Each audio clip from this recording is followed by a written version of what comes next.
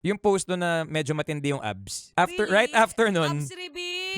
hindi, pero dapat kasi makita, ito kasing rule sa abs reveal eh. na yan. Patingin Hindi, na, alam mo- konti lang. I wonder, paano mo nagagawa na usually, di ba, ang mga racket ng mga banda is gabi? Yes. Tapos usually, ang takbo is early in the morning, lalo na pag may fun run or may event. Yes. Paano yung tulog? How's your sleep and nutrition for this one? Well, parang pag non-negotiable kasi tsaka pag gusto mo talaga, parang ang dali lang naman eh. Parang if you're really excited about it, pagising mo agad after ng gig, magagawa mo. Pero more importantly, I don't smoke, I don't drink. Wow. So hindi naman to parang after ng show namin may inuman pa. I mean, may inuman pero hindi ako kasali. Ako yung nandun sa kwarto, nakiki-appear, tapos magkikwentuhan, joke, Oo, pero ikaw ang upuan.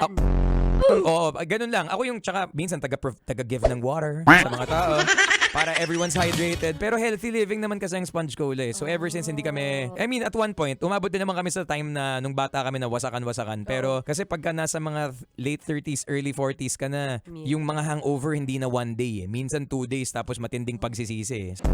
Parang ano talaga, if you don't drink after the performance, madaling gumising the next day to run. It's also our first time knowing na wala palang bisyo si Yael Yuzon. Well, wala nang bisyo. Nag-quit ako ng smoking 2010, nag-quit ako ng drinking 211 days ago. Wow! May diet bang isang Yael Yuzon? Nag-intermittent fasting ako.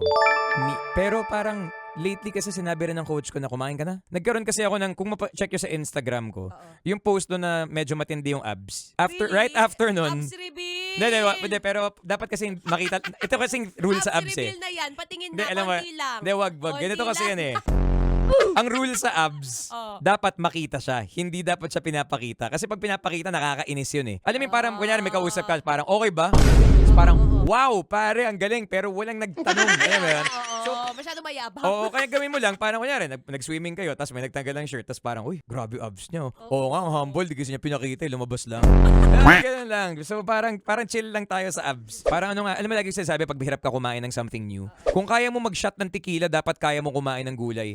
Kasi I'm sure, ang lasa ng tequila, hindi naman kanais-nais eh. Kahit yung mga uminom ng tequila, parang ano mas gusto mo, chocolate shake o tequila? Yung lasa lang ha. Bro, tequila eh. Talaga gusto mo yung lasa ng tequila? Di ba pag yung mukha ng mga tao after nung shot nga, diba yung baso maliit lang para konti lang lasa. Pag gano'n mo parang, o diba yung chocolate cake ba gaganon ka? Ba? Hindi. Diba? Hindi. So, guys, come on. Alam mo, kung may gusto kayong kainin, gawin nyo lang. Tapos, pag nasanay ka, magiging acquired taste. It's an acquired taste. So, parang kapag Acquired taste. hindi mo gusto ng ampalaya, kumain ka ng ampalaya, eventually you learn to love it. Sarap manood ng radyo, no? Ginawa mo na talagang bisyo ang panonood sa amin, no? Umabot ka na rito eh. Huy! Kaya kung gusto mong tuloy-tuloy pa ang tawanan, Iyakan at kiligan, aba, I-like mo na ang video na ito. At mag-comment ka na rin sa bisyo. I-hit mo na rin ang notification bell. Para updated ka sa mga kaganapan namin dito sa Love Radio. kailangan pa bang i-memorize yan? Basic.